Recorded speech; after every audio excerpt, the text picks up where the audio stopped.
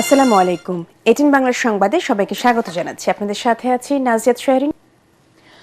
আগামী 9 এপ্রিল শেরপুর 3 আসনে সংসদ নির্বাচন ও বগুড়া 6 আসনে সংসদ উপনির্বাচনের তফসিল ঘোষণা করেছে ইসি।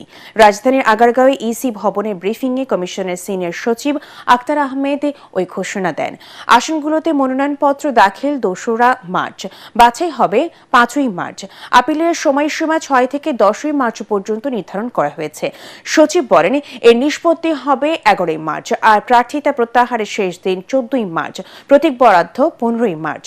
9ই মার্চ সকাল 7:30 থেকে বিকাল 4:30 পর্যন্ত ভোট গ্রহণ চলবে। ইসি সচিব আরও জানান, ভোটার কম হওয়ায় শেরপুর 3 আসনে গণভোট হবে না, তবে 2টি আসনের ভোটেই থাকছে পোস্টাল ব্যালট।